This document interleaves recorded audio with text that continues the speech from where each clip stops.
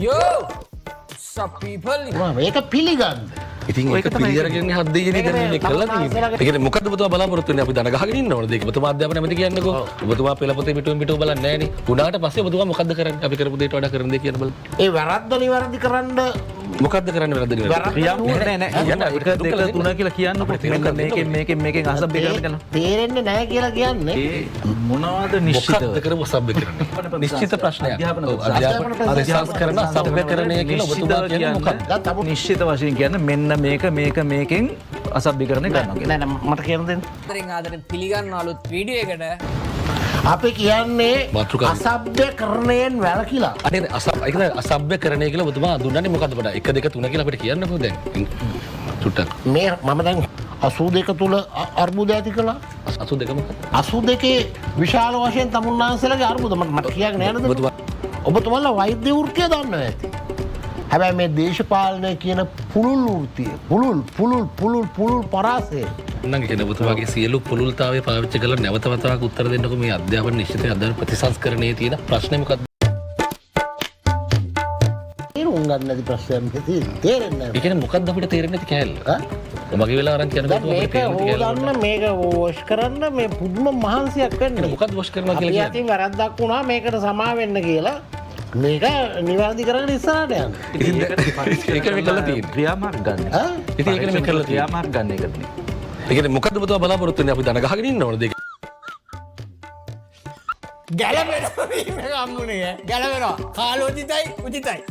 මොකද වැරද්දක් වුණා. ඒ වැරද්දට දාලා තීන්දුව තීරණ ගත්තා. වැරද්දට දාලා පරීක්ෂණය කරා. ඒ පරීක්ෂණය දඩුවම් දුන්නා. තීරණේ තාවකාලිකව පස්සට ගත්තා ඉස්සරහට යනවා. මොකද ඉන්න කරන්නේ? කියන ප්‍රොසෙස් එක එක්ක විශාල පිරිසකගේ පරිහරණයෙන් එහෙමනේ එන්නේ. හරි. අක්ෂර වින්‍යාසයේ එක කෑල්ලක් අඩු වුණත් ඒක බරපතල වැරද්දක්. හරි. එතකොට මේ විශාල මුදලක් වෙන් කරලා තමයි මේ වියදම් කරන්නේ. හරි. එතකොට දැන් ඒ සියල්ල ඉවරයිනේ. දැන් මේ වගේ දෙයක් වුණා. මේක පිළිගන්න. ඉතින් ඒක පිළියර කියන්නේ හත් දෙයනේ දැන් මේ කළා තියෙන්නේ. සිස්ටර් ඩේ කණ්ඩායම් දාලා ඒක හරි ඔන්න දැන් ඒක පිළිගත්තා. අපි පිළිගත්තා ඔබතුමාත් පිළිගත්තා. ආණ්ඩුව ඔබතුමාලා කියනකොට ඔබතුමා ඊළඟට මොකද්ද කරන්නේ? නෑ අපි මේ ප්‍රතිසංස්කරණ වලට විරුද්ධ නෑනේ. නෑ මේ සිදුවීම ඔබතුමාද මේ දැන් ඔබතුමා අධ්‍යාපන නැමෙති කියන්නකෝ. ඔබතුමා පෙළපොතේ පිටුවෙන් පිටුව බලන්නේ නෑනේ. මේ වගේ සිදුවීමක් වුණා. හරිද? උනාට පස්සේ ඔබතුමා මොකද්ද කරන්නේ? අපි කරපු දෙයට වඩා කරන දේ කියන බලන්න. අපි ඉතින් නිවැරදි වෙන්න යන්නේ නෑ. ඒකේ වැරද්දක් වුණා. හරි. ඒ වැරද්ද නිවැරදි කරන්න මොකද්ද කරන්නේ වැරද්ද නිවැරදි? ක්‍රියාමාර්ග කියන්න බලන්න. මේක කරනවා මේක දැන් කරනවා. ඔබතුමා කියන්නේ අපි හරියට කළා නෑ කියලා කියන්නේ ඔබතුමා මොකද්ද කරන්නේ? මාර්ග අපි නම් ඉස්සල්ලාම මේ රාස්ප මේ CID එකට බාර දෙන්නේ නෑ මේ වැඩි. හරි. නේ කරන්නේ තමන්ගේ ආයතනය තුළ අභ්‍යන්තර පරීක්ෂණයක් කරලා මේක හරියටම අල්ලගන්න පුළුවන්. හරිද ඒක කරා. ඒකට වඩා එච්චරද? තමුන්නාන්සලාගේ පුරුද්දන්නේ මොනවා හරි දෙයක් වුණොත් ඒක හරි මේ වගේ ළමයි එච්චරද දෙන්නේ නැහැ නේ ඔබතුමාට ඊට වඩා දෙයක් නැහැ නේ. මා සතෙක් වගේ මිනිහෙක් මරන්නේ මේකේ අපිත් කරලා තියෙන පරීක්ෂණ තුනක්. ඊට පස්සේ මේක අහන්න පරීක්ෂණ තුනක්. පළවෙනි එක අභ්‍යන්තර පරීක්ෂණේ. ඒක ආරම්භ කරන එක තමයි පළවෙනි රිසල්ට් එක ඇවිල්ලා තියෙන්නේ. ඒක නෝ තමයි වැඩ තහනම් වෙන්නේ. ඊට පස්සේ අමාත්‍ය ලේකම් කෙනෙක්ගෙන් ඒ අභ්‍යන්තර පරීක්ෂණයට එහා ගිහලා රාජ්‍ය මට්ටමේ පරීක්ෂණේ. තුන්වෙනි එක CID එක. ඒතර ඔබතුමාලා හිටියනම් අභ්‍යන්තර පරීක්ෂණ විතරයි කරන්නේ අපි මේ තුනක් කරලා තියෙනවා. එතකොට ඇත්තට ඔබතුමාලටත් මේකට කියන්න දෙයක් නෑ. මේක කරන් තියෙන දේ අපි කළා තියෙනවා. විවේචන කරන්න වෙනස් අදහස් තියෙන්න පුළුවන්. ඒක තමයි දේශපාලනය කියන්නේ. මේක බහුපක්ෂ ක්‍රමයක් තියෙන්නේ. ඒක තමයි පවත්තන් යන්නේ. එතකොට ඒ නිසා ඒක ගැටලුවක් නෑ.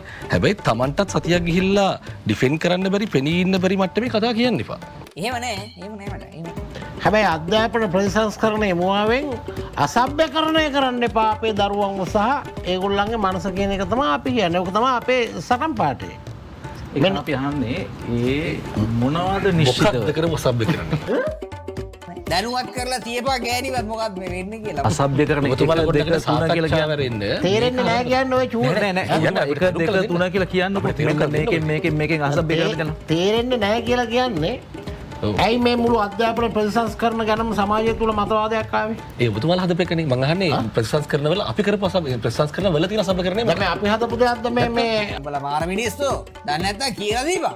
මාර මිනිස්සු. අර මේ වෙබ් එක දාපු එක අපි හදපු දෙයක්ද? නෑ නෑ අපි ඒකද ඔබතුමාලා සබ්බකරණය කියලා කියන්නේ. ඔබතුමාලා තමයි අසභ්‍යකරණ. අපි මේ කියන්නේ ඔව්. මහා සංඝරත්නයට වනචාරියා කියලා නිග්‍රහ කරන නිශ්චිත ප්‍රශ්නයක්. අධ්‍යාපන ප්‍රතිසංස්කරණ සබ්බකරණය කියලා ඔබතුමා කියන්නේ මොකක්ද? දැන් තමුන් Why are you running? Why are you running? උන්වහන්සේලාට රටේ සමාජය තුළ වැදිලා තියෙන ලේබල් එකක් තියෙනවා මේ මන්ත්‍රීතුමා. මොකද්ද ලේබල් එක? ලේබල් එක කොහෙන්ද එන්නේ? ලේබල් එක එන්නේ තමුන්නාන්සේලාගේම අතීත ක්‍රියා. ඔබතුමාන්ලා ගොඩනගපු එකක්. හරි. දැන් ඒකත් අපි අධ්‍යාපන ප්‍රතිසංස්කරණය ඇතුලේ අධ්‍යාපන මේ අසභ්‍යකරණය කරනවා කියන එක නිශ්චිත වශයෙන් කියන්නේ මෙන්න මේකෙන් අසභ්‍යකරණය කරනවා කියලා. නෑ මට කියන්න දෙන්න. මුහරප කියන්නේ මන්ද. සමාජය තුළ සීග්‍රයෙන් ගොඩනගමින් යනවා මේ ආණ්ඩුව ගැන ආගමට පරිභව කරන. මහා සංඝරත්නයට පරිභව කරන. ඊගාවට ජනාධිපතිතුමා මේ පෙරේදා යාපනයට ගිහිල්ලා අර හනුමාගිනි තිබ්බා වගේ සංසුන් වෙලා තිබිච්ච යාපනයකිනි තිබ්බා. රටක ජනාධිපතිවරයෙක් කතා කරන්න ඕන දෙයක්ද? අන්න ගිහිල්ලා හනුමාගිනි තිබ්බා වගේ ගිනි තිබ්බා. සම්පූර්ණ සිංහල ජාතිකයෝ ඒ වන්දනාමාන කරන්න නාගදීපයට යනවා වගේම නල්ලූරු කෝවෙලටත් යනවා. රටක ජනාධිපතිවරයෙක් නොකළ යුතු දෙයක්. හනුමාගිනි තිබ්බා වගේ ගිනි තිබ්බා. ඔබතුමායි දැන් කරන දේ තමයි හනුමගෙන තියෙනවා. වෛරය. දැන් අපිට ගිලිහිලා තියෙන්නේ අනිත් රටවල් ගිහිල්ලා ගව් ගානක් අපි දැන් වේගයෙන් එල්ලිලා අල්ලගන්න ඕන කියලා. වේගයෙන් එල්ලිලා අල්ලගන්න නම් තමුන්නාන්සේලා 1900 ඔබතුමාලගේ අධ්‍යාපන ප්‍රතිසංස්කරණවල විකුණන ඒවා තිබුණාද නැද්ද? ඉන්නකො කියන්නේ විකුණන කියනවා ගිලිහුණු අධ්‍යාපනය නෙවෙයි අපිට ගිලිහුණු ආර්ථිකය. දැන් 76 වසරක සාපයක් කියලා කියනවා. මේගොල්ලෝ මේ රට ආපස්සට රදින්න පටන් ගත්තේ 1970 ඉඳලා චතුර. මේ රට පුච්චන්න 82 තුල අර්බුද ඇති කළා. What a story telling, nah? බොරු තමා බන්. You know? Top don't show them. 88 විශාල අර්බුද ඇති කෙරුවා. බාධා කිරීමක් 82 මොකක්ද? 82 විශාල වශයෙන් තමුන්නාන්සේලාගේ අර්බුද මට කියන්න නෑ නේද? ඔබතුමා ජොලි කලබලයකින්ද කියන්නේ? මේ ඔව් ඉතින් ඒවටත් ඇදිලා තමයි. ජොලි කලබලය අපි කරා කියලාද කියන්නේ? එතකොට 88 දැවැන්ත විනාශයක් කළා. රට ආපස්සට ගත්තා. ඒ පිටිපස්සට ඇදපු ඇදිල්ල තමයි මහත්තයෝ අපිට මේ අනිත් රටවල් අපිට පිටිපස්සෙන් හිටපු රටවල් අපිව පහු කරගෙන ගිහිල්ලා තියෙද්දි අපිට ආය ආපහු අල්ලගන්න බැරි වෙලා තියෙනවා. ඒක නිසා තමයි මේක තියෙන හාස්‍යමය කරුණ. ඒ සියලුම දේවල් වලට අන්තනෝමතිකව විරුද්ධ වෙච්ච තමුන්නාන්සලා අමුවෙන්ම දැන් තමුන්නාන්සලාව කරන ඉන්දියන් විරෝධය 60000ක් තරුණයෝ මැරුවා. ඒ කරන්න වචන නැති වෙලා ඉන්නේ. 60000ක් තරුණයෝ මැරුණා. බලන්න තමුන්නාන්සලා කොයිතරම් දෙබිඩිද තුම් නේ 60000ක් කවුද මැරුවේ? මේ රටේ තරුණ ජීවිත 60000ක් තමුන්නාන්සලා ඇති කරපු අර්බුදයෙන් මැරුණා. මැරුණා. කලින් කියප එක නෙවෙයි දැන් කියන්නේ. මැරුණා. එතකොට තාත්‍යන්තර සම්බන්ධතා නැහැ. අදට බෑ. නෙගෝසියේෂන්ස් වලට යන්න නෑ ඒව දැනෙන්නේ තේරෙන්නේ අර පුටුවේ චූට්ටක් පැත්තක ඉඳගෙන ඉන්නේ තේරෙන්නේ ඒ අවශ්‍ය වෙන පෞරුෂය නෑ ඔබතුමාලා වෛද්‍ය වෘත්තිය දන්නවා ඇති වෛද්‍ය වෘත්තිය දන්නවා ඔබතුමාලාගේ වෘත්තිය දන්නවා හැබැයි මේ දේශපාලනය කියන පුළුල් වෘත්තිය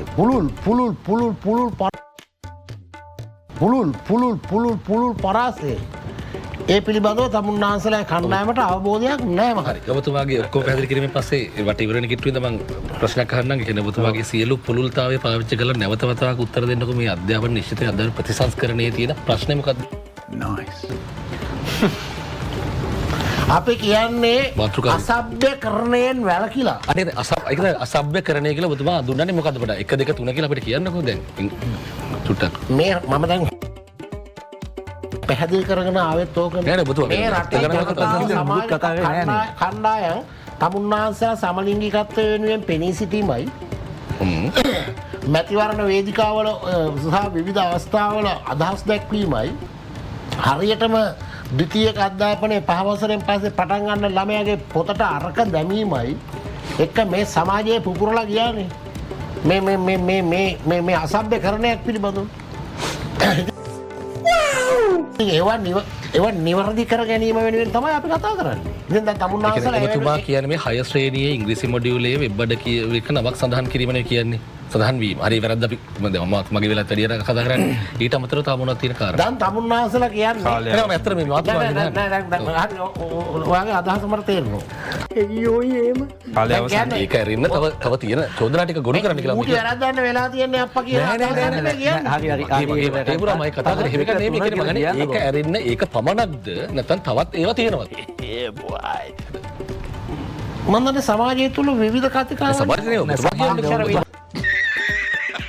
දක්ෂර විනාශය වැරදුනා කියලා සබ්බකරණය කියන්නේ නේද අන්තිමට හිටපු ඒකේ රස නනලල වැරදුනා කියලා ඒක සබ්බකරණයක් වෙන්නේ නැහැ නේ ඒක වැරද්ද කියලා නිර්වචනයක් සබ්බකරණය කියලා ඔබතුමා කියන්නේ තව මොනවද දැන් ඕක සුළුපට වැඩක් කියලා තමුන්නාස නෑ ඒක සුළුපට නෙවෙයි ඒක why are you running ඒක හරි ඒක අංක ඒක අපි කතා කරා මාත් මගේ වැඩි වෙලා කතා කරේ ඒක එතකොට මං අහන්නේ ඒක ඇරෙන්න සබ්බකරණය කියලා ඔබතුමා කියන්නේ තව මොනවද හරි වෙන මොනවත් නැහැ කියන්නකො ඒකනේ ඕක සුළුපටු දෙයක් කියලාද කියන්නේ Stop it.